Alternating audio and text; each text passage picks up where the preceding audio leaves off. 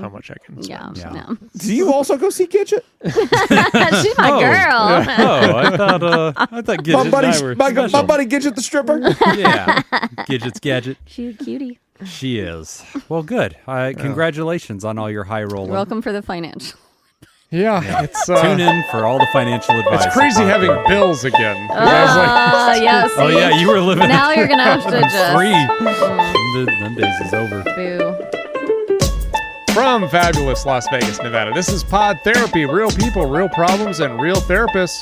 You can submit your questions anonymously at podtherapy.net or email us at podtherapyguys@gmail.com. And now, broadcasting from the turn, that's Jim, that's Whitney, I'm Nick. It's time for some Pod Therapy. Welcome, everybody, to Mad Marchness. If you'd like to find out which of the hosts is in the lead and which is probably pretty fucked, patreon.com/therapy. We also name who is in the top 10 rankings among our listeners.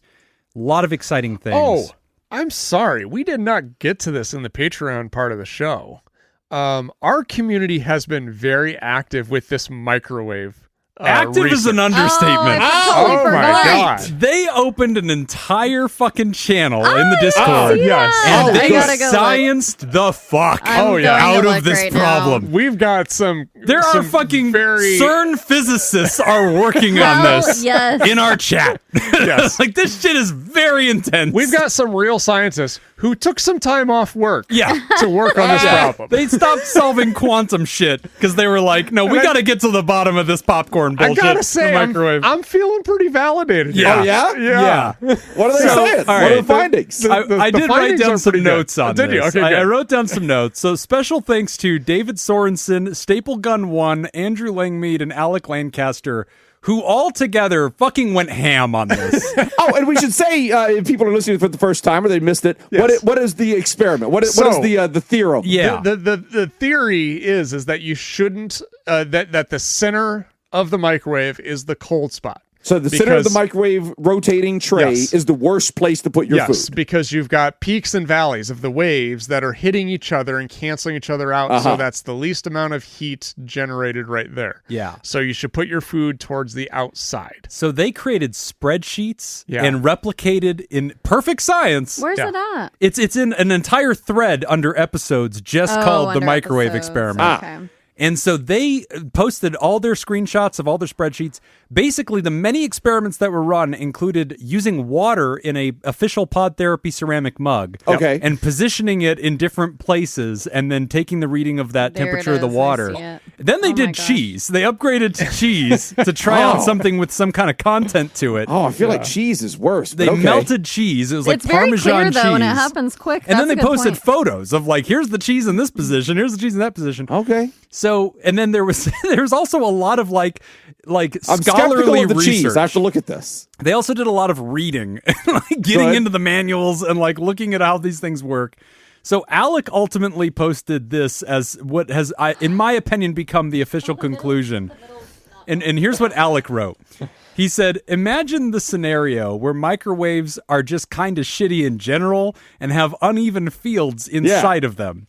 If your food is on the outer edge of the plate, it sweeps through more space within the microwave, which averages out the shittiness of the field. But if your food is in the center of the microwave, it is stuck in that position, and whatever shitty field befalls it there. This is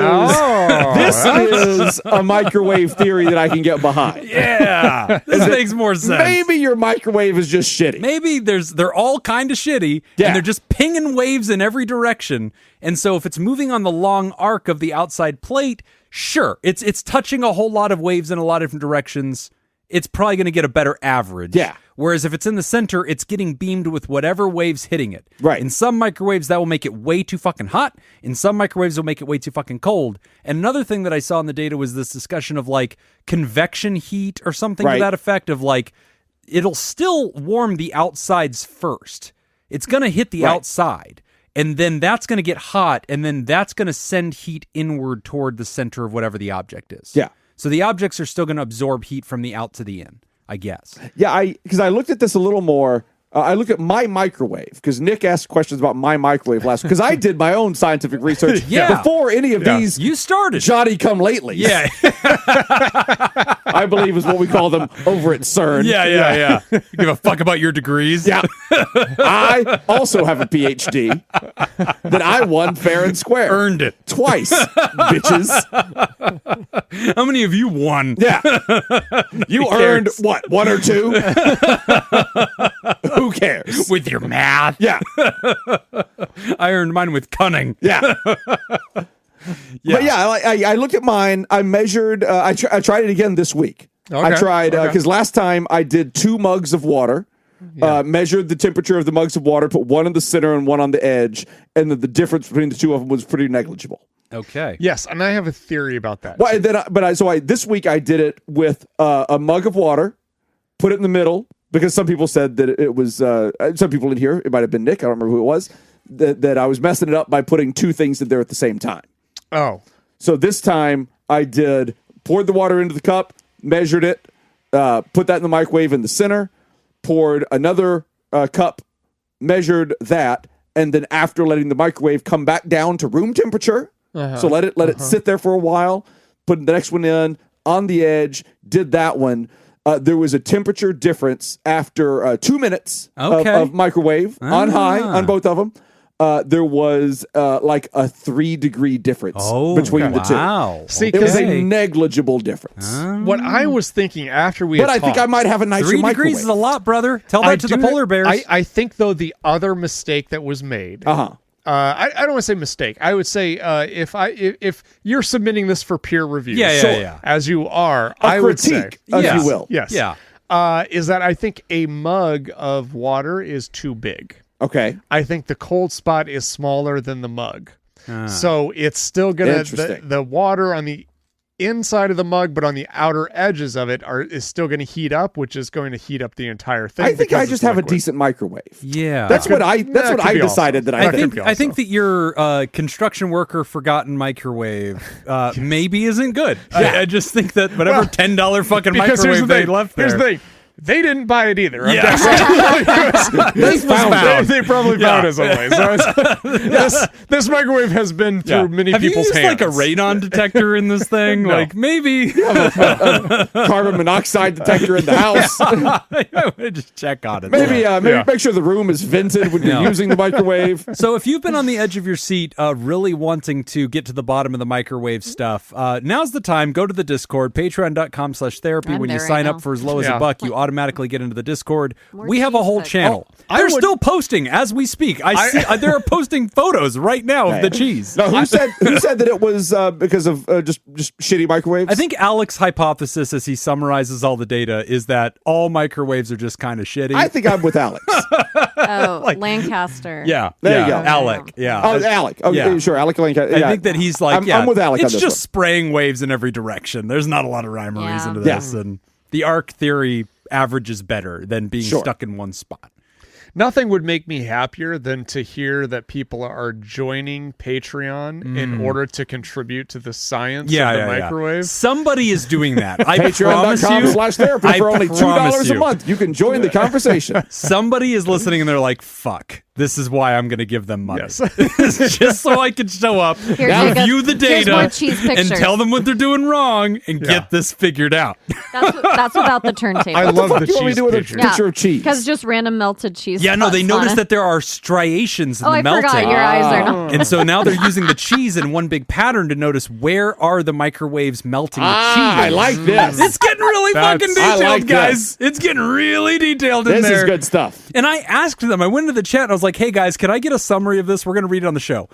To a person, they ignored the fuck out of me and kept doing the science. Yeah. They don't give a shit what I want. Like They some don't wanna take politician notes. sticking his head in there like, NASA, can I get a reading? They're like, we don't answer to you. Yeah. We're There's here no to notes solve being this. taken. We're just Give a doing it. shit. We got science to do. Nobody gives a damn what you think, Senator. So patreon.com/therapy. You can come dial into all this great data. I'm sure we will have more updates as epiphanies are reached and as Very new science sciencey. is begat. So there you go. I am learning how microwave. The cheese melted different. It did though. we should be considered, I think, the number one microwave science podcast. I'd like I to know think who so. number 2 is. I don't. Yeah, nobody's doing this kind of shit. Nobody's doing hard science on it. Other podcasts, real at hard best, science. they're explaining how microwaves work. Yeah. They're not currently double checking the science of the modern microwave Where oven. are you at, Neil deGrasse Tyson? Yeah, fuck you, Neil. Go do your Star Talk. You know that we've got this thing. We got the corner of your market. We're coming in. Therapy podcast, my ass. We're branching out. Anyway, back to the therapy shit. So we've got some great questions for today, and we're leading off the order with our old pal, University Jeff. By the way, the AI on Google, when I don't know why we didn't do this before, I just typed in, should I put my food on the edge of the microwave tray? Okay. Into Google. The Google AI says, yes, placing the food on the outer edge of the microwave tray rather than the solved. center can help ensure more even heating and faster cooking because the microwaves are more consistent and energy intense there. Wow. So Google agrees with Nick. Google agrees. Solid.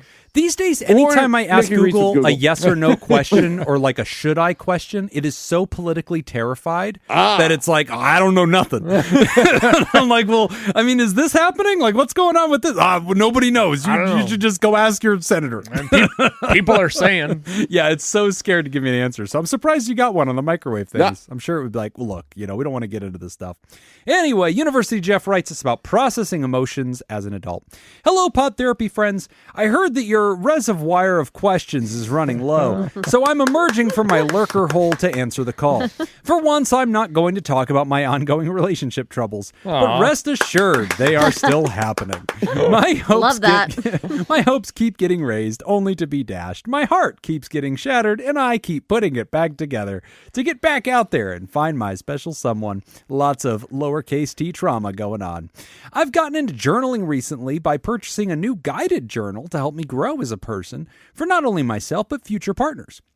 I've found the prompts helpful, though difficult to process, as these are things I don't normally think about. Here are some prompt examples. What would you do if you knew you could not fail? How do you want to be remembered? What is something you want to learn or master? How would you describe yourself to a completely unknown person? At the same time, I'm filling out my yearly evaluation for my job, reflecting on what I've done, what I hope to accomplish next year, and any long-term goals I have for my career. I never really gave that much thought either. I've basically gone where my desire for a fun and challenging work environment has taken me. I've worked in food service, retail, call centers, summer camps for kids, university housing, and now university ride-share programming. The other night, something clicked in my head as I was listening to Running on Empty in my bed and basically shut up, maybe? Let's go. Wow. No, let's that go was with like, shit. I shit up from my pillow Sat? and realized that I was never really taught about reflecting on my emotions, choices, or stuff like that from my parents. I was raised in Or getting to the bathroom. Or that. You're shitting on your pillow. Not a good choice. I was raised in stereotypical boy fashion where emotions, specifically crying, were not acceptable. So I was taught to numb them or hide them with video games, sports, and food. Eureka! No wonder that I struggle to journal or write my yearly evaluations. I don't know how to process my emotions, let alone think about them. I'm sure this guided journal will help me in the end since I just started and need to develop that muscle, and that leads to my questions. What books, articles, videos, or other materials would you recommend I engage with to help me learn how to process my emotions? How would you recommend someone start journaling so they can be successful in achieving an emotionally healthy life? Thanks all, University Jeff. So the typo reminded me of something, a really funny story. My internship, my second year in my master's, I was interning. I was a executive assistant kind of for executive director of a treatment center. Yeah. Okay. So like Assistant to the regional manager. Yeah. So anyway, I was in my office and he was in the office next door. Now he was blind. Oh. And so he had on his computer, it would read to him basically. Mm-hmm. And so he was just checking his email or whatnot. And all of a sudden he just busted out laughing. And he's like, Nick, come in here. Come in here. So I went in there and he's like, can you please read this and tell me, does it say what it says that it just said? And it was an email from a public defender to him. Wow. And he's like, read the signature line. Read the signature line. So I was like, okay, I read through it. And I just read through it quickly. He's like, yeah, it's funny. He's like, read the title. Does the title say what I think it says? And so I read through and I looked closer. It's like, oh yeah, it does say pubic defender. Verify this, boy. On a signature line that had probably been there for years. Yes. Never mentioned. Wow. Never did. I do my job well, and people don't complain. Pubic defender.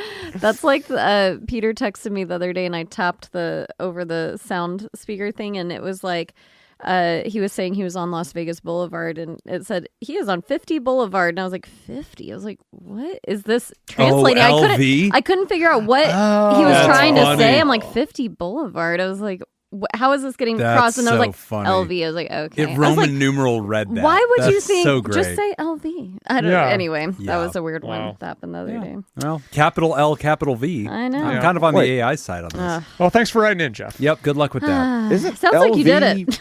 55? Or maybe it said I think whatever just it was. L is 50, isn't Yeah, it? L is 50. So, it'd be So LV is 55. 55. Okay, The then AI it says wasn't 55. even right in its... Okay. It might have said Oh, 55. okay, okay, I don't great, know great, what. great. Okay. Yeah, I don't know Roman numerals, so don't ask me that. So things that you can listen to I'm part Roman, or participate so I in know. That makes sense. that especially break down, March everywhere. I think, accessing male emotions and processing them and learning how to language them.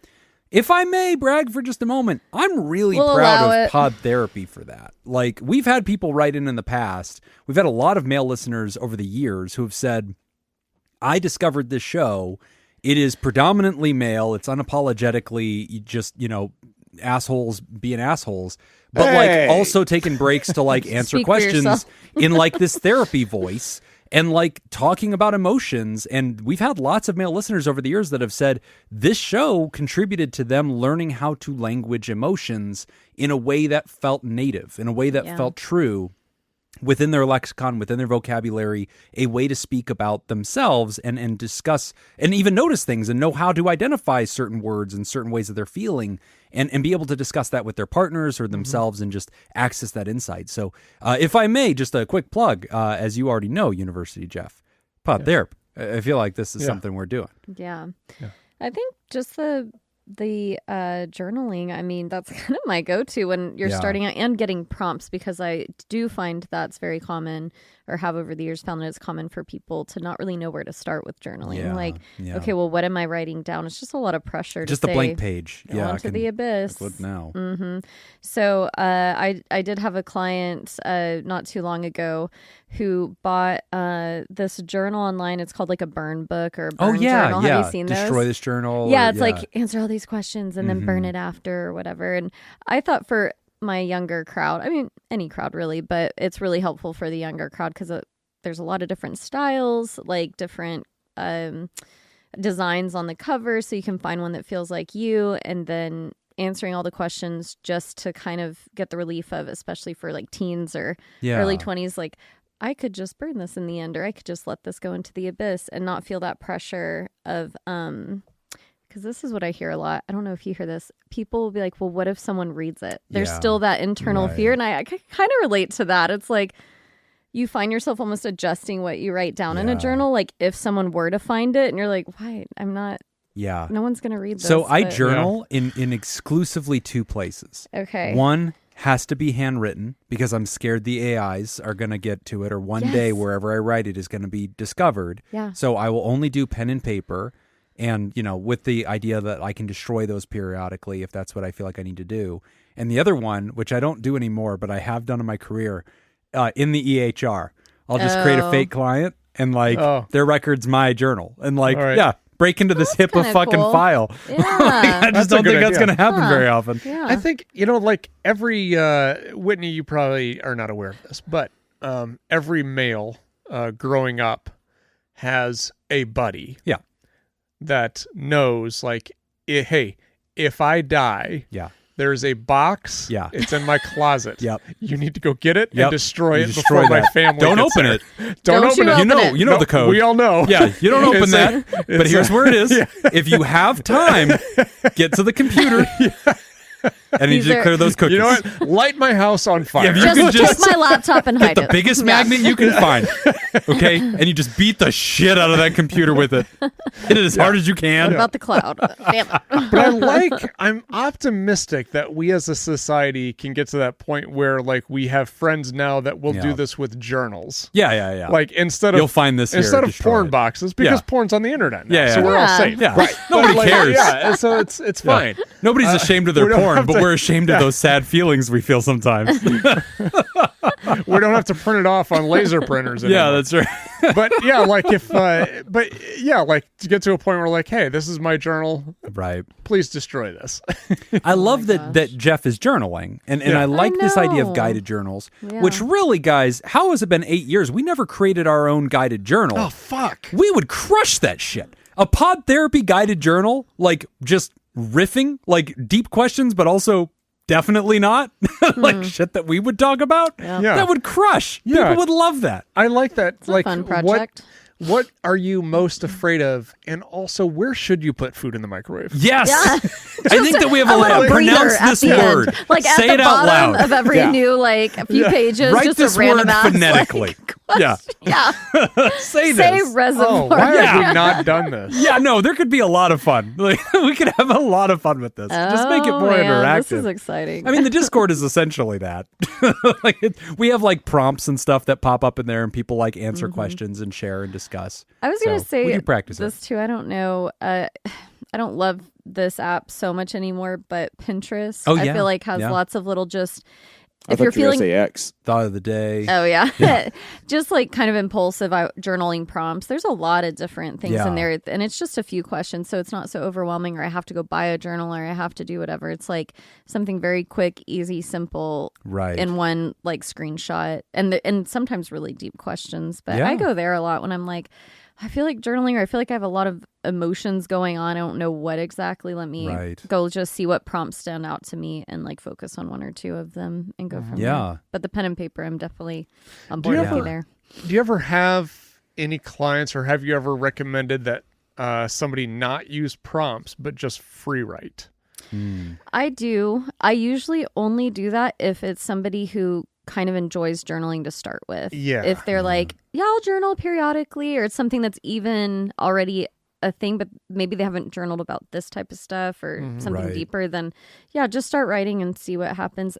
I find clients struggle Yeah. with Yeah. that a lot, which Yeah. is probably that's good. That's got to be the hardest way to start. Yeah. Is just sit down with a blank sheet of paper Grind and it go. out. Well, they'll say like Yeah. write anything like today it's cold outside. Right. Like Right. it can be just like the sky is blue. Well, my that's what's stomach beautiful, I think, about hurts. AI too, is Yeah. you can ask it, give me 30 prompts that That's a great might be point. related to what's going on in my Oh, life. you could just Here's have a tip. ChatGPT write your daily journal 100. for you. Yeah. yeah. Then you don't even have to write it. Yeah. Yeah. Tell me how I'm doing You know today. what? Problem solved. Yeah. Yeah. Wow. There you go. Amazing. Good luck, Jeff. Life coach Jacob No, over but this there. comes up a lot. Like, in the last year, I've probably had at least 2, maybe 3 different men who have come into therapy and they've said, I went through something in my life and it was really difficult.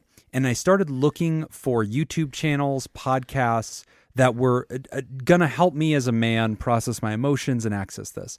And to a person, each of them told me, as soon as I started down that road, I immediately bumped into like quote unquote red pill content. Like the only men that are talking about raw truth and being vulnerable are also talking about how there's a conspiracy of women who are trying to not sleep with you and you need to punish them. Right. And like it just Wait, we gets can't really talk about weird. 2 things that are both true at the same Yeah, time. I don't know. I just pick a lane, some are Fair enough. Fair enough. It's just like the same Just talk group. about one of them at a They're time. talking about their emotions. They're also trying to get you to buy crypto. Yeah. And it's just like it's always this. and Both it's things like, that you should do. it gets really toxic really fast, and like it all gets like Interesting. obsessively about self-improvement, and you're being a pussy, and like you got David Goggins this shit, and like it gets really weird, and just each of them kind of expressing like I decided after crashing my life in that new direction, probably show up to therapy and figure out how I'm supposed to do this for real, right? But I think I just appreciate Jeff talking about, as a man, culture sometimes stifling him, teaching him growing up, maybe it's best if you just keep your mouth shut. Nobody's really interested in this. You're just going to bother people or frighten them with your emotions. And then I think as we grow up, finding that there are some channels and there are some content creators that are creating space for that, But unfortunately, a lot of that has gotten co-opted by, I think we've talked about this in the past, like toxic masculinity, which I think we both hate that term. It's a slippery slope. But I think, it's unfortunate that like so it takes this vitriol sort of flavor to it. That's unfortunate. We're not just being vulnerable for the sake of being vulnerable, and sometimes just owning it without the sense of like I have to, right the ship or get out there and do something and make people pay. I had the most fun last week reading through a BuzzFeed article about toxic masculinity things that people have heard, and I was reading through them. I'm sorry, not toxic. Well, it's toxic masculinity, but it's like things that make you gay is the title of it. Like what people say make you gay as a man. Oh, right. You're gay if you share. You're gay if you, wash your booty hole or whatever. Like all these things. But that one's true though. Yeah. It's just convenient. One was like eating quiche, and they're like, and that is not a euphemism. Eating quiche? Yeah. Quiche is delicious. I know. I said, wow, I didn't realize I was gay this whole time. Well, so far, out of the two things listed, I'm 2 for 2. You're pretty gay. I was reading through them, I was like, all these are Peter. So I was like, enjoying. Using a bidet, check. I know. I was like, enjoying a good quiche. Yeah, enjoying check. Food in general, or like drinking fruity drinks. Or I enjoy a good daiquiri. There's nothing wrong what's with that. really fun, anytime we go someplace, it never fucking fails, and I order a cocktail, and I have no idea what it's going to look like. Yeah. It always comes out an with like umbrella an and a umbrella. flower. Yeah. Hibiscus flowers on it. Yeah, beautiful. Oh my gosh, yeah. Who had this drink? Yeah. It's me. Sparklers. Yeah, You that's knew it mine. was me, sir. That's mine. Yeah. Yes. But yeah, the rest of the weekend, I was just like anything like Peter sneezes, I'm like, gay. Yeah, you're gay. I'm like, you're gay. Like, I know. Like anything. It was hilarious. Yeah, I went through a phase where I would only drink Smirnoff Ice because I was at a bar once and asked for a Smirnoff Ice randomly, and the lady made fun of me.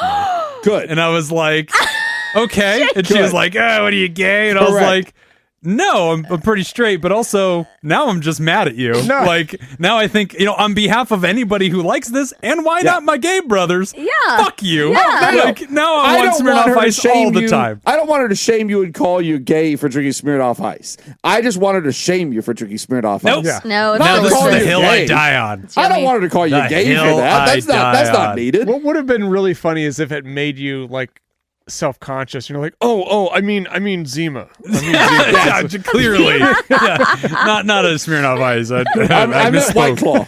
Yeah, that's right. Yeah, White Claw. Now it's cool. Everybody can do that. exactly. So anyway, Jeff, I think you should definitely drink White Claw. I think that'll solve it. But I really like this question. And as far as like starting this process of journaling, I like using the AIs. I think the AIs really give great prompts now. I like Helps them guided learn. journals. There's a lot of like anonymous conversation websites now that, as long as they can be truly anonymous and like open share formats. Yeah. I've seen that. I think there's one called like 7 Cups or 7 Cups of Tea or something like that. 7 girls, 1 cup. That might be this it. is going That's down it. the- Yeah, that's it. We all I found it all of us. fascinating. It Jim. just really touched me. Don't Google it. Yeah, no, Google it. Or do if you want to have a good time. If you want, it depends if you're If you square. love life. Yeah.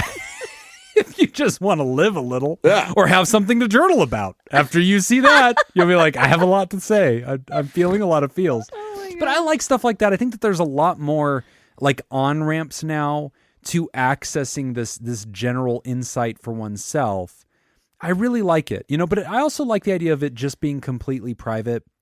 Like for me, collaborative journaling. Like, do you guys remember LiveJournal back in the day when we were young? LiveJournal was like similar to MySpace. So like 5 years ago. It Yeah, sounds right. familiar. It but was I- similar to MySpace. It was like this micro blogging website. It was LiveJournal, and so people would post things. You could post them completely privately, or you could post them and have people read chat them. room? No, it was a blog. Oh, okay. But like that was a place where a lot of people were just like back in the early MySpace days. That's what a post was. Is you just like post your thoughts, and it wasn't Yeah. necessarily this collaborative tagging thing. It was meant to be pensive and like it was very emo. Yeah. Like that space was occupied by people that were like, do you ever look at a feather and just like notice? And like it's just like all this deep thoughts, Yeah. right? And like people were just doing that, and then it got smaller and smaller. But anyway, I've never been into like collaborative journaling in that way. For me, Jeff, it's always been like I'll sit down and I'll start my questioning by saying, what emotion words am I feeling right now? Yeah.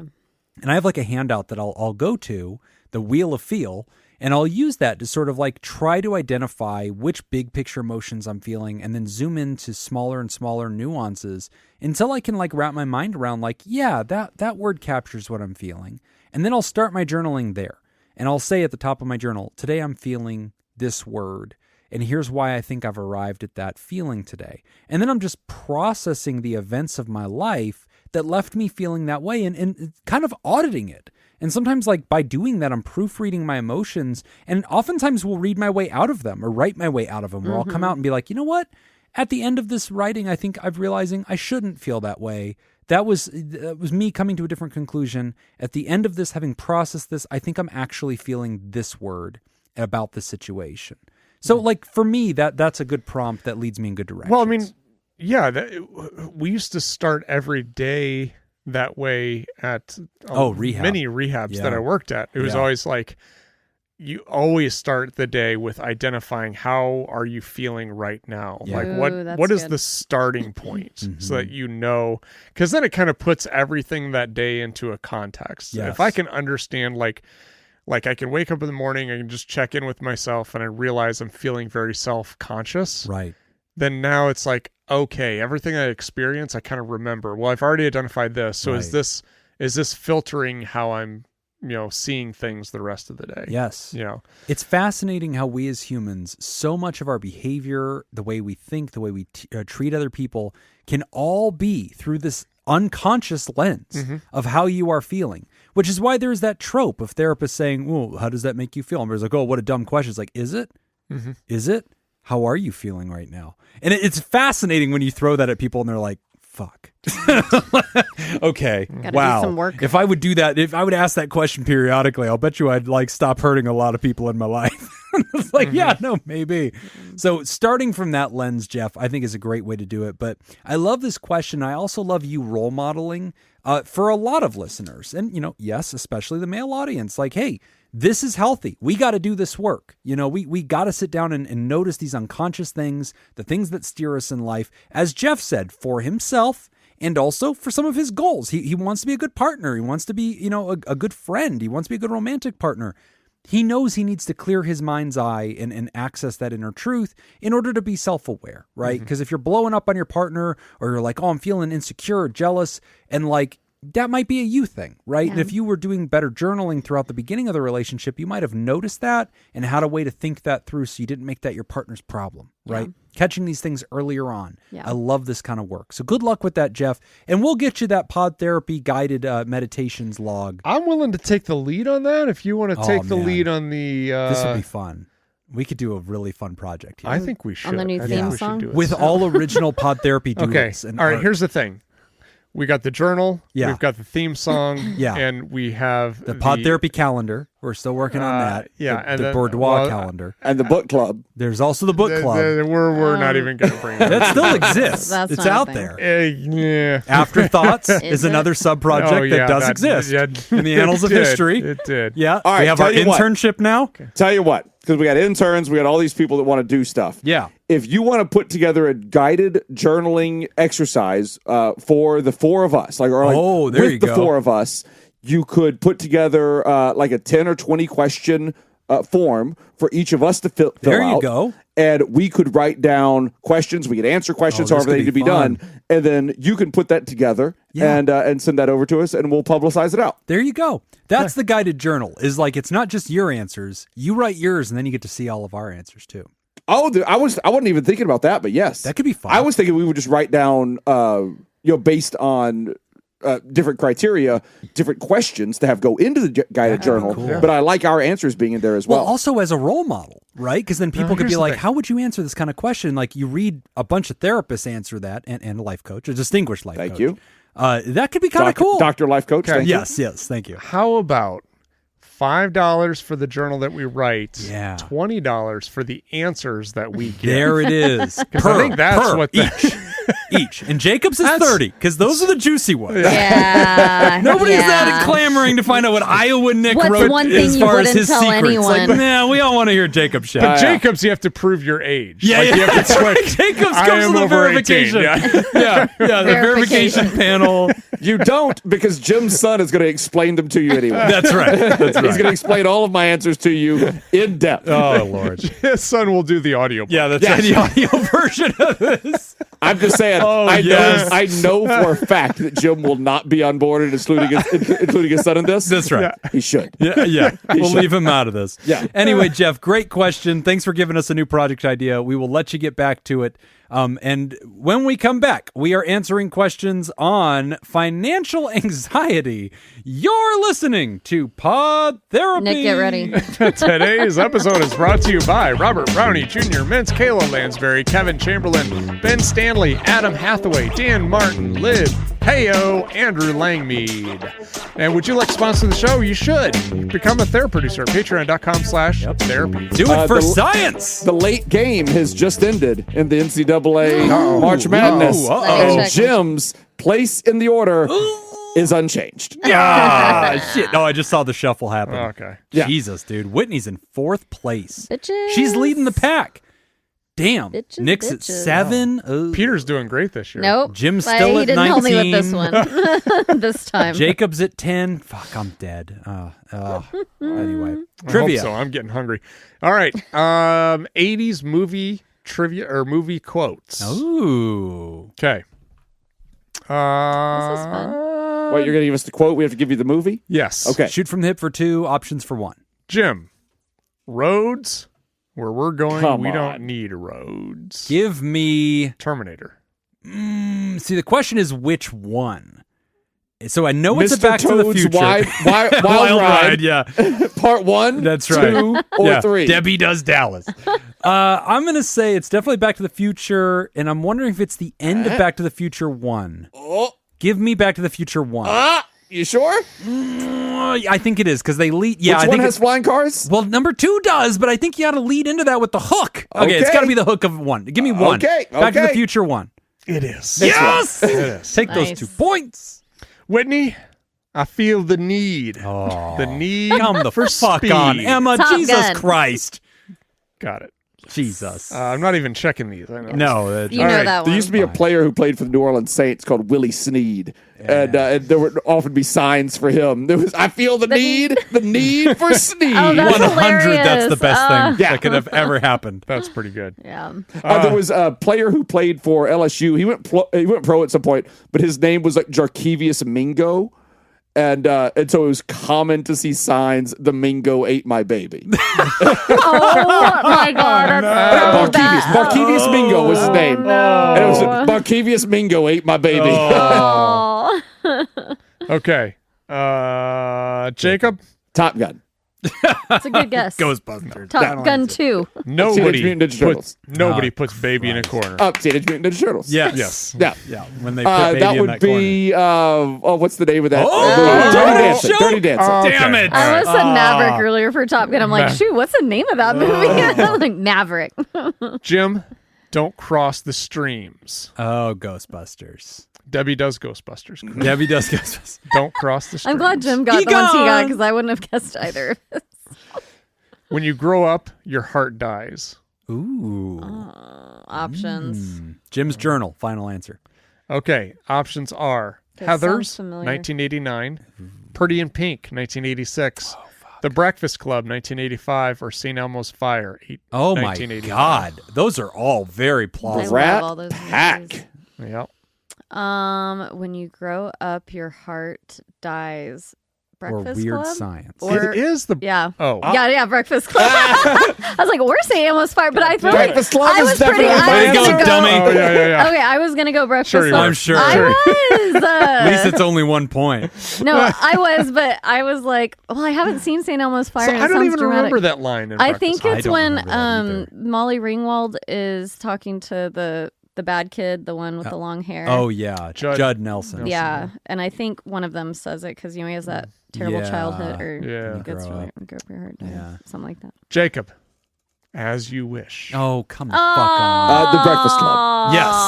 Aw, Nailed it. Obviously. Spoken Inconceivable. by the character Allison Reynolds. Oh, when you grow up, your heart dies is said by that's Allison right. Reynolds' character. That's right. Expressing her fear of losing her individuality and passion as she matures. Also, Princess Bride. Yes. Got it. Good call. Thank you for How looking that up. That was bothering insufferable me. it is to go back and watch those teen Okay, I don't just like no, 'em? movies. no. I can't watch them I now. just told my best Makes friend me so yesterday angry. that I've known since I was 10. I said, I want to just fly out to see you for a weekend and just watch old movies, including Now and Then and all those movies, basically, that Like Nick the just Brat mentioned. Pack movies hold up better than They're a lot of so the others do. good. For the time, they did try to Well, take on some for deeper the stuff. A lot of them do, not all of them. Like Pretty in Pink does all the Valley Girl stuff. Yeah. And that gets a little dated. It's a little. 16 It's not like Candles. upsetting or anything. It's just dated. Right. Yeah. I watch a lot of kids' movies, but once I start Do watching, you watch them with your kids? Yes. Interesting. Well, and without them. I mean, they're good movies. But yeah, teenage angst films, I just start like, fuck, this is so dumb. I'm much love better it. with teenage angst films than I am with adult angst films. That's Thank fair. you. At least the characters Get your shit age- together, adult. Yeah. When I watch like Avengers Infinity War, Yeah. the entire movie is about a group of adults who can't just say, hey, sorry. Okay, that drives me crazy. That's the end of the movie. When adults That movie can't- should be 10 yeah. minutes long. Yeah. Because it's like, oh, Captain America can't say sorry to Iron Man. I think you mean Civil Or War. vice versa. Infinity War. Whatever. It was I don't a give a little bit. shit. The stakes were a bit higher in Infinity War. Fuck you and your stakes. Civil War, Thanos a disagreement. right. An office disagreement Yeah. leads to a lot of bad stuff, and a guy gets paralyzed. You know that spoiler. I don't remember won't tell you any which of this. one. Does he though? Because it doesn't. I mean, He gets honestly, paralyzed. but like if technology is now, like if it was really like that, yeah. paralyzed ain't that bad. Like Okay. he walks around just fine. Yeah. Like he just like oh Yeah, we've got like this if you can amazing do, like technology. if Seemed you got, inconvenient. like, if you've got Winter Soldier technology, Yeah. all of a sudden Yeah. getting your arm amputated isn't a big deal. yeah, It is That's when what you go I- to jerk it. When, maybe for you, or I love the Stranger. or is it better? I don't know, bud. That thing can rip the fucking top off a tank. You Give really me- want to throw those dice? Give me the You really fucking want to throw those Stranger. dice? Right when you're enjoying yourself? Yeah, it can do that. I don't know. It can also do a lot of stuff. You can do a lot of stuff, man. I You live can tie that life thing into on a the fucking edge, poodle. and I will not apologize. No. It's going to be a fucking animal balloon when you're done. I can You don't put- want this. I can put that thing on cruise control and lean back and enjoy the ride. Cruise control. I don't know, man. I'm not throwing the dice can on that. throw It's it on reading au- my brain I can waves. throw It's it on trying to figure out autopilot. how it feels. I'm good to go. I don't know. Just a dangerous game. Just The world's most dangerous if I'm game. gonna lose my arm, I hope it's my left. All right, so Nick has left the studio, Nick which is I leaving. think is the end of trivia. I Yeah. assume that just means Yeah. that's the end of We the all trivia. answered Nick two. is thirsty. Oh, Yeah, man. yeah, he is. Yeah. We all answered 2 questions. Yeah. One of us answered one of them for only 1 point. That's Damn right. it. We are off Fuck to a you great guys. lead. I'm just glad I didn't have Jim's questions. I was like, nope. Yeah. Financial anxiety from Chris. Hi. I listened to the question from Anana Wife and felt compelled to participate. I feel like this is a question my ex could have asked about our relationship, while it still was a relationship, of course. And since I feel spiritually connected to the husband of Anana Wife, I feel like I should add my point of view and ask a question at the same time. So I'll pause here so we can remind the listeners and probably ourselves. And the life And us. coach. The last episode, I think we had a question from Anana Wife, and it was about they came into money, and they're upper middle class. They've always Their had relationship's money. really good everywhere else. Yep. Some people come husband- into tissues. Some people come into money. There it is. Depends on what. Yeah, you do you. It's really I'm the same definitely point. a tissues guy. Lots Full of cry. disclosure, me too. as evidenced by my third hand down microwave or That's whatever right. the fuck Yeah, it is. saving money in that microwave. Although I do like going to Chase every now and then and getting a nice roll of pennies and just jizz it all over them. Oh my God. I love this show. I don't give a shit anymore. It's great. Nobody can do what we do. All right, what the fuck? Oh, yes, Anana Wife. So Anana Wife's story... Came into money. Yeah, was that husband felt a little bit of financial kind of fear because he had put a bunch of money down on their first house. It ended up wiping out their liquidity. He messed up a little bit. Yep. Then they ended up inheriting some more money, and she's saying, "Hey, let's start doing some home maintenance. Let's start planning for the future." And he freezes and is paralyzed, and he can't talk about And money. avoids. And Nana Wife's like, "Hey, this kind of sucks. Not sure how to help this person." So that's what Chris is talking about. Now, Chris's letter resumes here. My last long relationship ended in part because of arguments about money. My ex came from a rich family, had a safe job, and cared a lot about comfortable things, such as a nice apartment, a nice car, and similar stuff. I grew up in a very poor family, have experienced losing a lot of money in a housing crash, and I've experienced losing my job as a whole industry collapsed, causing me to have to change my career.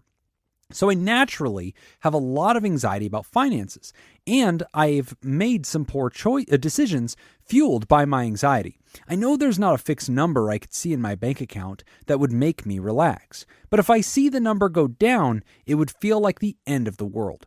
For a specific example, I've been considering buying a new car. So naturally, I've been working 85 plus hours a week for the last 3 months to save money.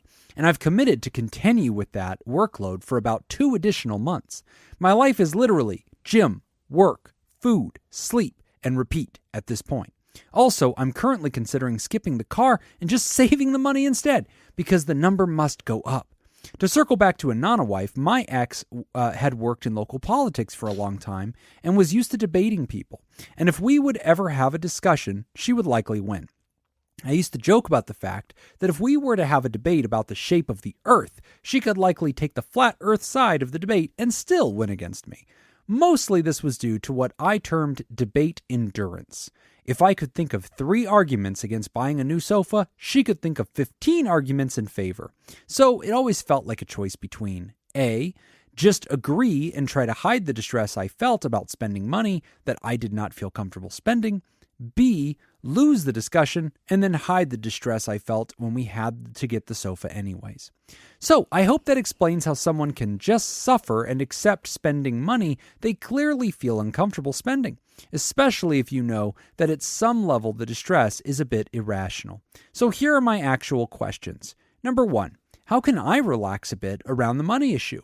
I'm thinking about switching to a less mentally draining job, but I struggle with the golden handcuffs I currently have. Number 2, how can a person with poor debate endurance deal with relationships where they often feel pressured into doing things they're not comfortable with? And 3, I have at this point spent tens of dollars being a patron to this show. Woo! How do I justify that expense to myself? Wow. Thanks, Chris. Pronouns are he and him. Thank you for the dollars, since We'll take there's tens a of lot of dollars. anxiety around money. I Yeah, feel like no, very, hey, very a dollar thankful to for one that. person's 100 to another. So, we appreciate every it. single penny. I can start at the end of this question and answer the whole thing. Do it, baby. Ready, You should go. up your Patreon to this Yeah, show That'll fix it. to the maximum amount of money that you have. Yep.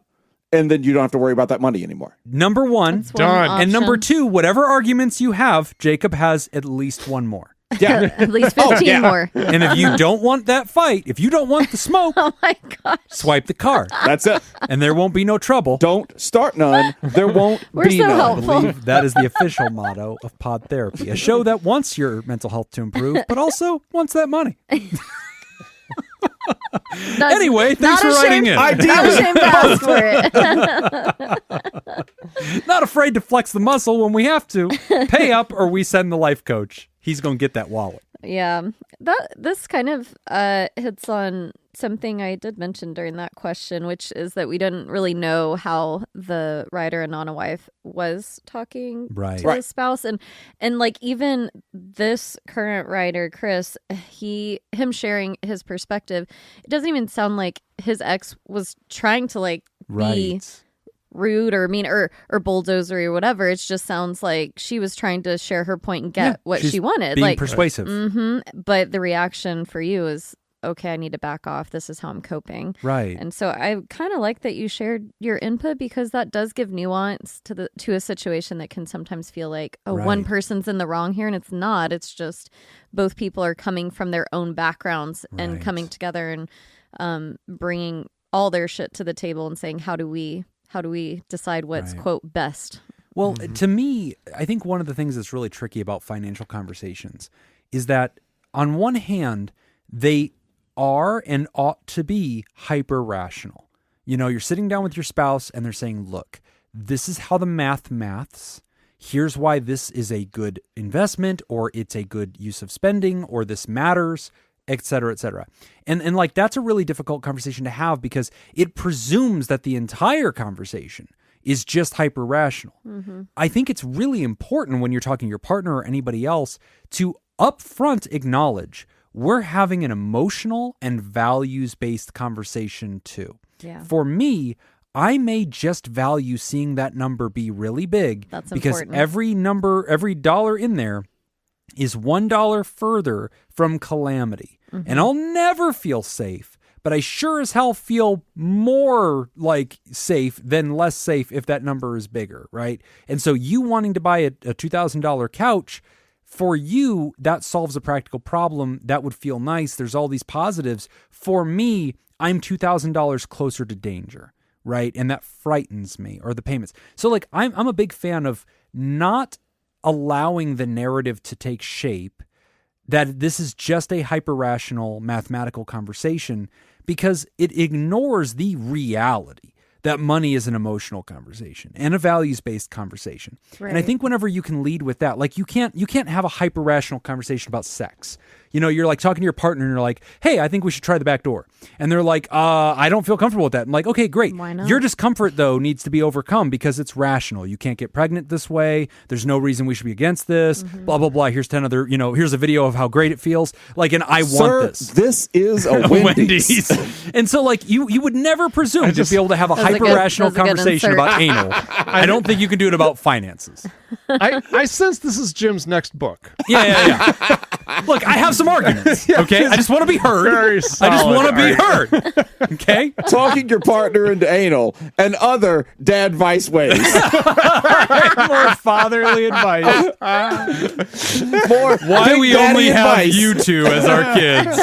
How daddy won this argument. But like, nobody would presume that other types of conversations can just be had hyper-rationally because you understand that there's an emotion to this, that even if I can logically win the argument, I can still fail to bring you along with me. And even if I win, it's uncomfortable for you, a la the anal.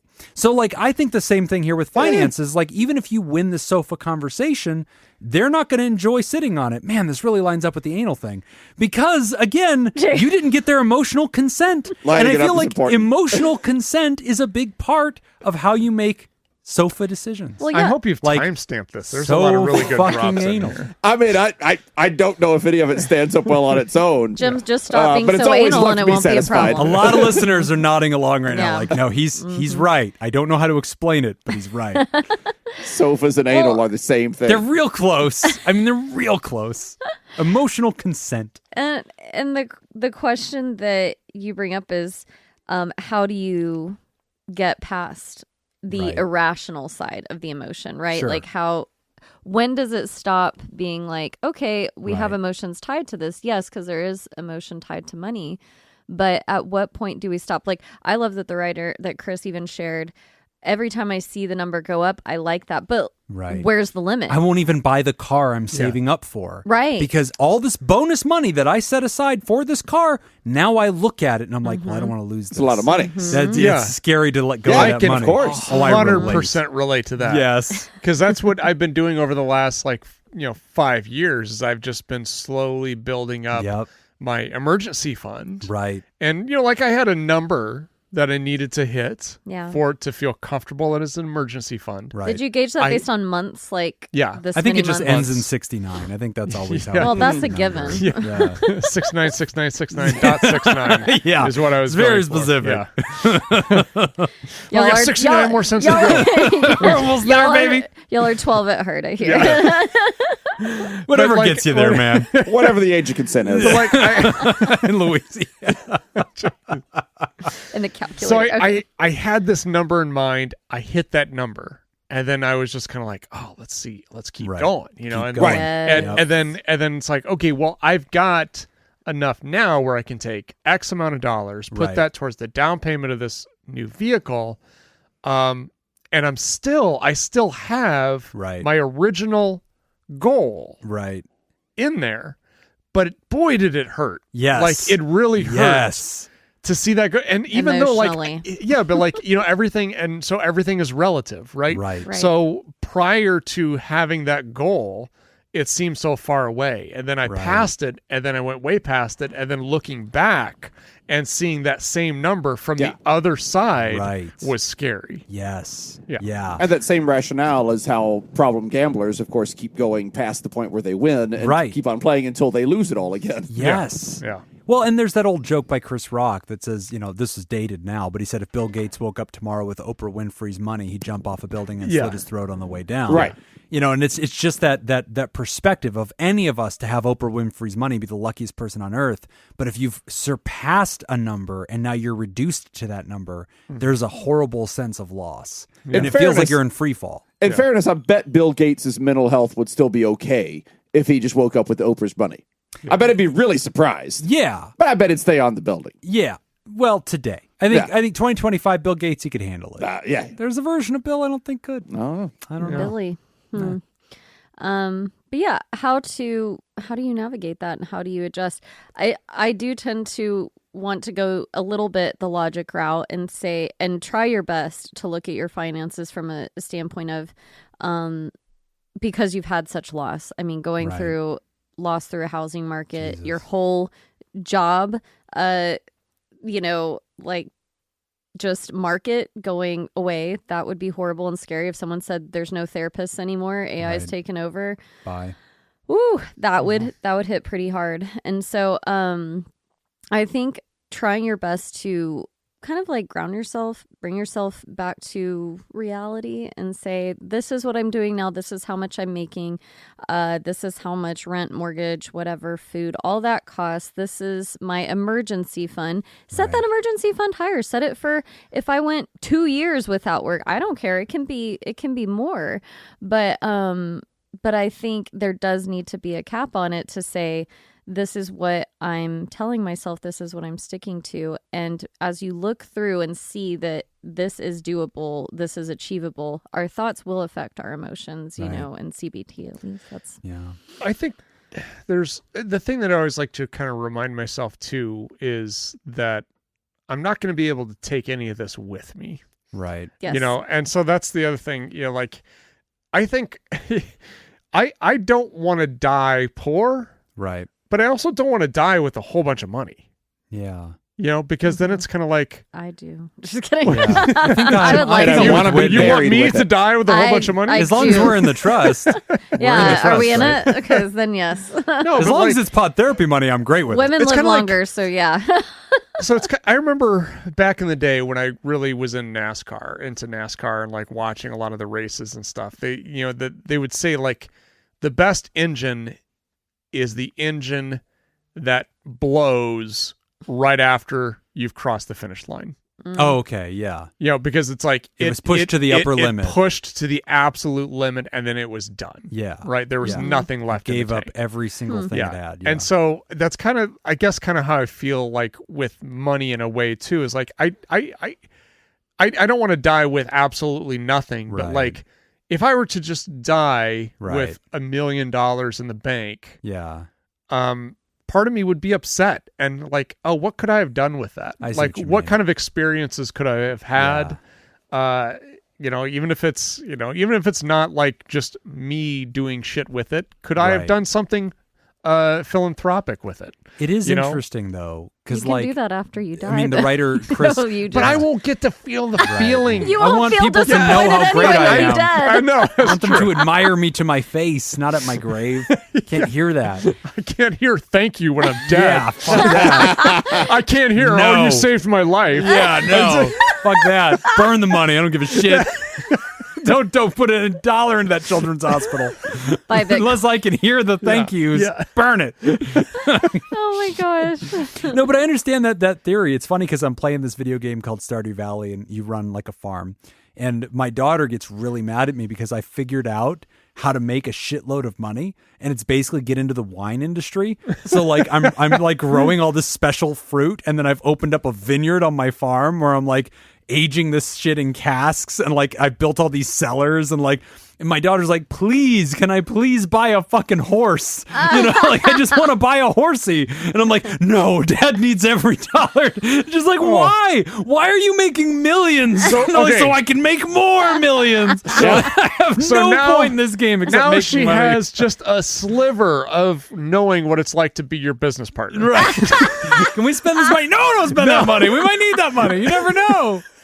No, but it's funny because I relate to Chris. And this second point that Chris asks where he says debate endurance. Like, how can a person with poor debate endurance deal with relationships where you often feel pressured? I'm very similar to this, where sometimes we need to have a thorough and rigorous conversation. And my desire is to posture myself that I am open to all good ideas, but I have to get myself emotionally there.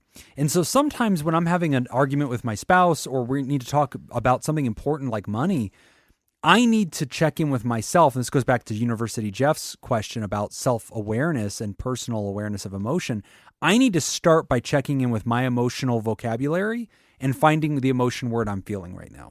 Yeah. Because I need to report that. Why am right? I feeling so much stress about... Because my poor wife could be walking into a conversation believing that I'm completely rational right now, and I'm not. And like she may make 5 good arguments. I'm like, nope, we're still not doing that. And it's like, why? Like maybe if I make 5 more, right? You and can't it's like, get pregnant if we do it this way. I've tried to explain. The sofa can't hurt you. Use this numbing lotion.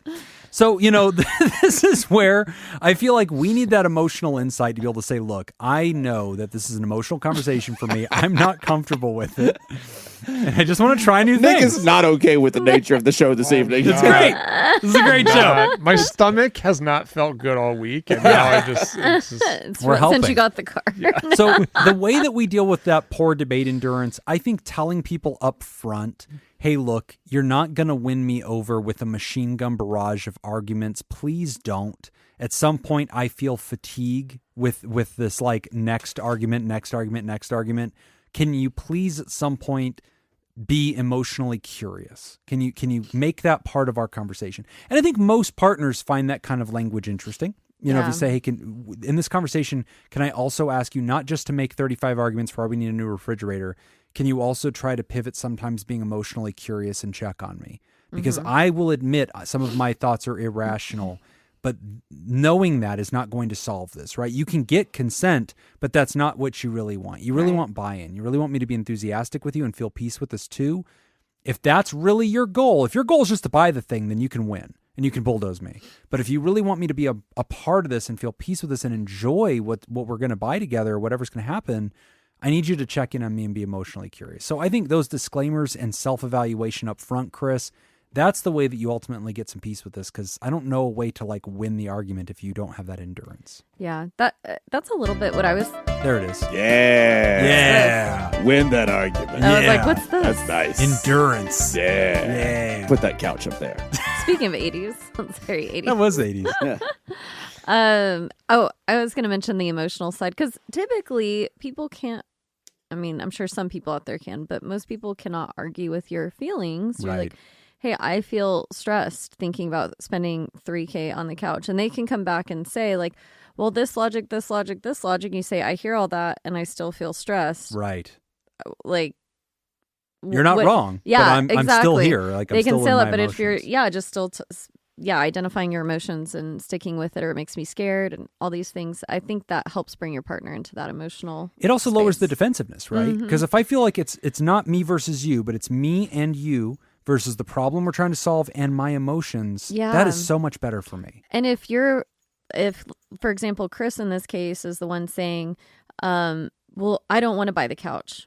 Maybe the ex thinks, well, I've got to like convince them. But internally, Chris is like, well, no, it's because I'm scared. It's not because I think it's a bad deal or a bad thing necessarily. It's just, wow, I really don't like seeing $3,000 leave my bank account. But Chris, that's the key, is if you're going to continue to make rational counter arguments, your opponent or your conversation partner believes that's the game we're playing, which is why I want you to get the emotional insight so you can realize this isn't about rationality.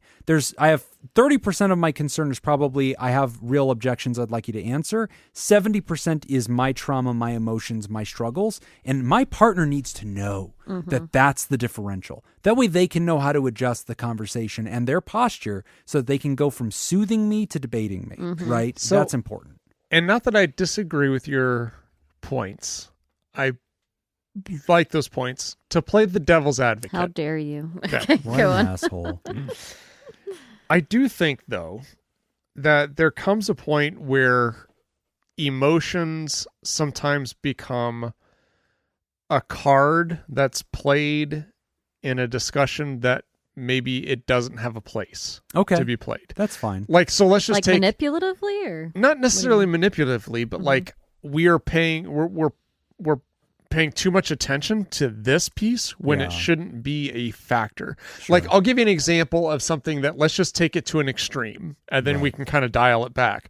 But let's say I'm having a discussion with my spouse about a sick child, Right. and we need to take this child to the doctor's office your because child? this is our child. okay, Right. To the doctor's office because something is wrong. Right. And then my spouse has a fear of doctors, feels they're manipulative, feels like they're only after money, Right. doesn't want to take the child. Let's try home remedies first. Right. Right. And Right. I kind of like, yeah, I get your anxieties about that. I get all of that. You've got a lot of emotions about this. Totally understand. However, we need to make a logic-based discussion or Right. decision here, you know? Yeah. And so it does sometimes become like, why are we playing the emotional card? Why are we throwing this in here when it shouldn't Right. be a factor in what's actually happening? So I'm going to agree with you, and I think advance that argument into a productive There direction. you go. Yes. So this is something I think you and I have to do a lot in rehabs with motivational interviewing, where there's a pretty clear rational argument for maybe you should stop using fentanyl. And like, there's not a whole lot of rational arguments Says for maybe you. keep using fentanyl. Square. Right. Fucking loser. Such a boring square Jacob bear. has fentanyl right now. Yeah, Jesus, it's got a See whole it kit over there. Wow. So we use motivational interviewing to often encounter the emotional objections while steering them toward the positive outcome. And like in that situation, I think that's ultimately the advice I want to give Chris, is to like be open to revealing that it's an emotional thing. Because in this example you're giving, if the spouse insists that no, homeopathy is the right way to go, rationally, logically, I heard in this podcast, the doctors are out to get That's us. what I was gonna say. It could be. You're their never going to rationale. save that Yeah. kid, right? So you, the rational parent who's trying to get them to the doctor, if your real objective is not to win, but to save the kid, you're going to get there a lot faster if you learned MI and if you know how to say, okay, well, I'm not going to debate the facts with you, right? Because you're going to Right. get into podcast logic and like, I don't want to do that. I'll lose, or the kid's going to die in the meantime. I don't want to entrench you, right? And we do this in rehabs all the time. We don't want them to entrench. So we tend to take this yes and approach where we say, okay, great. Let's talk about that. What feelings are you having right now? What are your objections? Where are you struggling? And like helping them acknowledge that there is an emotional overtone and working within that. Like if we can get them to talk more about their emotional objections and coming to see where there's more emotion than reason, we don't ultimately win with an argument, Right. right? We've never won rationally to get somebody to sober up. Like we've helped them realize that they were unhappy high. Mm-hmm. So why not be unhappy sober and live longer and not go to jail? And like little things like that where we've used their own logic and guided them through it to their own conclusion without winning. Like, you know what I mean? Yeah. It's like I can feel That like does there's make room sense. for that with Chris. There's room for that with the woman in this example too, or the spouse, where like, yes, we can, your emotions are welcome here, but the greater strategy is ultimately not telling them don't be emotional, we have to be rational, because they're going to entrench. Like, you're not hearing me. And we see this a lot in relationships where one member says they're not being rational, the other one says you're not listening to me, I feel unheard. The other one's like, why do I have to listen to irrational bullshit when it's just emotional? And the therapist often shows up in that couples therapy and goes, okay, let's slow it all down. We're going to practice hearing our partner, and then I'm going to teach you how to correct them in this more gentle, scenic route kind of way that they can release their conclusions. Right. And that's ultimately MI. Yeah. That And does make sense. If you're Chris in this situation, I think identifying, oh, I grew up poor and this is why I have anxiety or fears or the golden handcuffs around money, I think that bringing awareness to where that comes from is super important, and maybe take some time thinking back, what was life growing up like?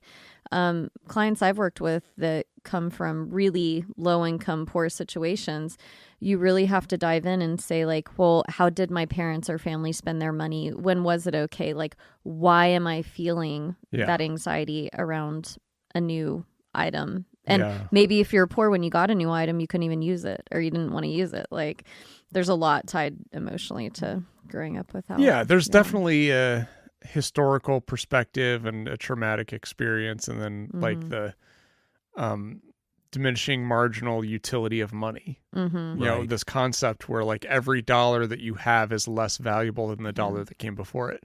So like, you know, it's, you know, for someone who grew up wealthy, okay, $3,000 on a couch. It's like, okay, yeah, well, that's what good couches cost, right? That's you want a good couch, that's what it's going to cost you. Or in my case, if you want a really shitty couch, I was going to say a microwave, a new microwave. I think microwaves. I think that's pretty obvious, That's right? where I was gonna go. I am also really for starting a GoFundMe so we can get this fucker a real microwave. We're running science tests internationally to figure out what's wrong with his microwave. I feel like maybe we should just raise some money. Yeah, You know then what? I'm going to have 2 microwaves. Nick's birthday is coming up soon, so maybe it could be there's the move. birthday. I think we just buy a microwave. Yeah, I think we know what we're getting. Yeah. That's probably great. Fair enough. Anyway, Chris, good luck with this. It's a great question. I love that it piggybacks on last week's question. Yeah. And hopefully we gave you some useful feedback in this. But Oh, I was going to answer his third one. After spending tens of dollars, how do I justify the expense to myself?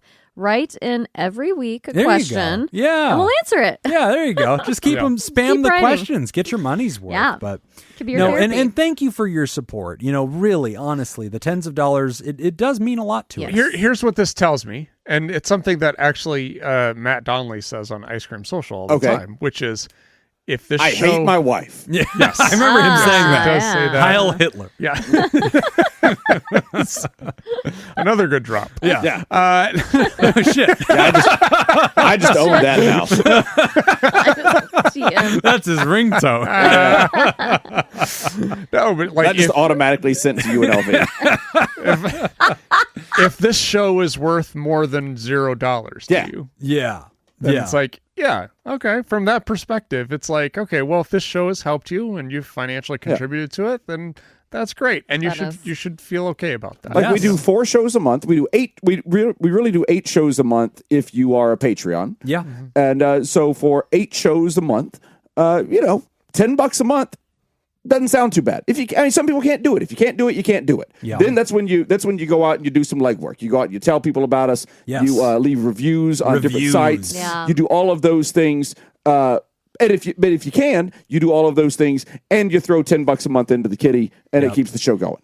I'm glad we get a chance to promo that because last week I took a vacation with the family with spring break, and so I think I got everything programmed to drop correctly. But in the last 2 weeks, I know that the Thursday episode that goes out to the general audience got delayed a little bit because I just messed up the widgets or something to that effect. And then on one of them, I didn't get to correct the ads. So it was just spamming ads and like it does like the full Spreaker spam. Like it's so fucking annoying. And if that affected you and you're like, God damn it, this sucks. Like I look forward to this show all week long and it was delayed or it had all these ads. You appear to like us a lot. Like maybe drop that buck in the hat and support something that matters to your world. No, like, I realize from the listener's perspective, it's hard to say like, hey, if you don't like this product, pay for it. Yeah, be real shame something bad happened to it. And trust us. Yeah. Trust us that the paid version's better. Honestly, I can't fuck it up. The paid one's easy. Yeah. Jacob hits publish, I upload it to Patreon, it's done. No, Jim doesn't monkey with it. Anyway, we're going to take a quick break, and when we come back, we are wrapping up the show. You're listening to Pod Therapy. Today's episode is brought to you by Robert Brownie Jr., Mint, Kayla Lansbury, Kevin Chamberlain, Ben Stanley, Adam Hathaway, Dan Martin, Liv, Heyo, and Andrew Langmead. And if you would like to sponsor the show, head on over to patreon.com/therapy, and you can sign up to become a therapy producer or any other level. Jacob and I $10 a month. It's very easy. Just go over there, patreon.com/therapy. Tie game, and Whitney's down 1. Okay, Jim.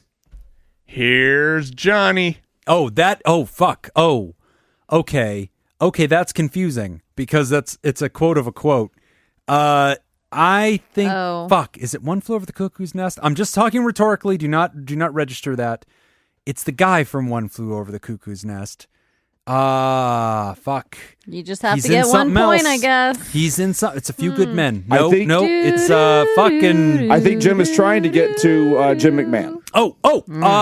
It's a cold. He's cold, and he's got an axe. You're out of time. Shining. Dang it. The Shining. The It Shining. is. Yes. Correct. Yes. I wasn't giving you. I was not giving credit for Shining. Jack Nicholas. Whitney, Yes. I'll be back. I am back That's from The not it. Office. Oh. That's not my answer. I was quoting The Office, Michael Fair. Scott. Is that the Terminator? It is the Terminator. It definitely is the Terminator. Okay, I was like, the It's also Terminator? like half a dozen other Arnold I was, Schwarzenegger. I was yeah, going to yeah. say Arnold, but Started getting I also would have self-referential. accepted The Last Action Hero. Oh, oh great. yeah, Or Terminator 2. Okay. Or any other Terminator Any- movie that has Arnold any Schwarzenegger movie in it. Terminator. ... Why don't you make like a tree and And get get out outta of here. Oh, that's a good one. What's that? That would be Back to the Future. Oh, I'm so glad I don't have any One. of these questions. That is Biff in Back to the Future 1. And then he says some similar things in Back to the Future 2. If he's wrong, you got to pass it. I'm gonna pass. I would like to argue that it's Back to the Future 2. And Okay. it's young Biff talking to old Biff when Oh, old is that Biff what shows it up with is? the almanac. I just remember that it was young Biff. I didn't remember that He's trying to talk to young you Biff might to be right. tell him, take this thing. And he said, why don't you make like a tree You and might- he I looks at the think you're counter right. and get the hell out of here. Yeah. Nice. It is. Yes! Yes. Steal them points, Yes. Jim. Let's go. Damn. Jim, I ain't got time to bleed. Oh, fuck. I ain't got time to bleed. That is, oh, shit. Is it Predator? I'll take Predator. It is. Yes! Wow. Fucking on crushing this shit. Okay. Ah. I All right, wonder Whitney. about- Okay. Please be Princess Bride again. Game over, man. Game over. Oh. Game over, man. Game over. Options. I have no idea. Aliens, Platoon, Full Metal Jacket, Oh. The Running Man. Damn it.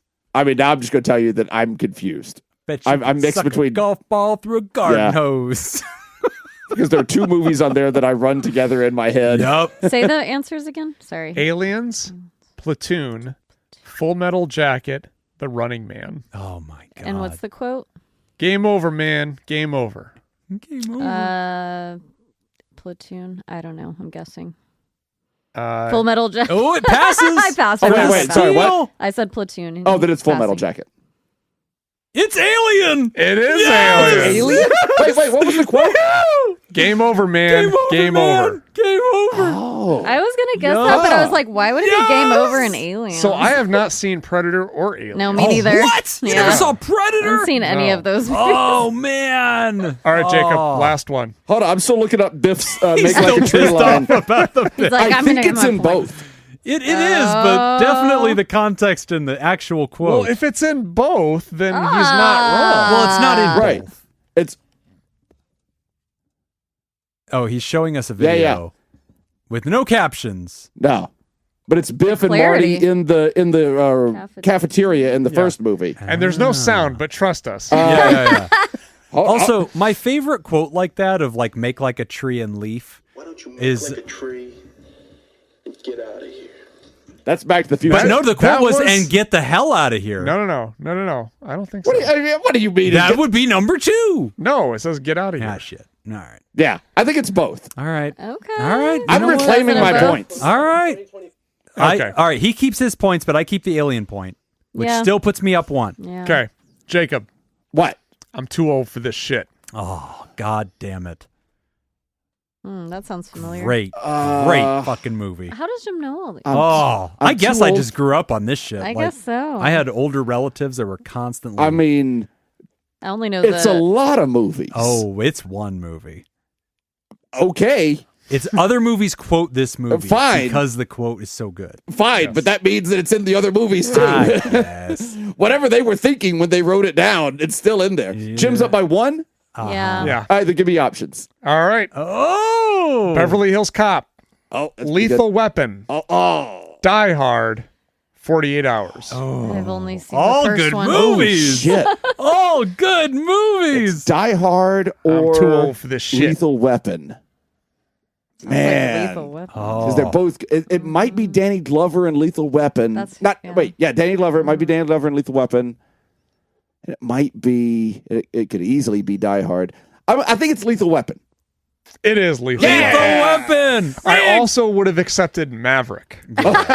No, not Top Gun I Maverick. was like, No, Maverick. oh, Maverick, the with Western. Mel Gibson. Yeah, because he makes I a love that cameo movie. and he yeah. robs the bank. Yes. And he's he's like, good. and he Yes. says, Too I'm old- getting too too old for this shit. Yeah. I made my son watch Maverick the other day. And he fucking loved it. So good. I'll tell you I such wanna a watch good it. It's I'll a tell you the great movie that came to my movie. head immediately when you said that is The Expendables. Oh yeah. Because I'm pretty sure they yeah. say it in every Expendables movie too. Yeah. Oh, you know what movie we just watched this past weekend for the first time? The Sting Huh. with Robert Redford and Oh, Paul sure, Newman. Sure. Yes, yes. Oh shit, that I've was never a seen good that. movie. I haven't seen that That's movie in got a good long reviews, time. yeah. Oh, it is. Yeah.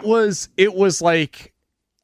People just think of Paul Newman as the fucking salad dressing guy Does now. he do other No, things? he's. Paul Newman was the most famous actor in the world for years. Oh yeah. in the salad industry? That's how Yes. little we Yes. all matter. Yeah. He can be the most famous Also, actor. George Foreman Oh, just and- died, I and everybody know. thinks that he's a barbecue guy. Oh, Yeah. the grill. George George Foreman Foreman was grill. the scariest man on the planet for a decade. I wanted his to hug grill. that man. He made Easily. sandwiches. He's the Like, reason I had after if school you snacks. Same, if you go same. back and watch George Foreman fight, he is a terrifying human being. Yeah. I believe Not you. that big Yeah. lovable man who sold Yeah. me sandwiches. He's a teddy bear. And named all of his teddy sons George. yeah, Oh George, yeah, all they of were. them. Oh, Yeah. that's right. I think he forgot named about all that. of his sons George. Just Pretty different sure. middle names. Do you have a tiebreaker for no, for it's Jim just and I? my turn. Sure. Here we go. What the fuck? Here It's we just go. my turn. How's it your turn? I'm lapping No, you. because no, we're done. we started on you. Yeah, we Yeah. started on you. I was the last question How did I fall behind when I've hit all my twos and I All stole? right, here you go. We're gonna. because you didn't Okay. get the steal. I Here's got the, her steal. got one. Here's the, Aliens. here's the I don't tiebreaker. know. You kept score. Fuck math. Here's the tiebreaker.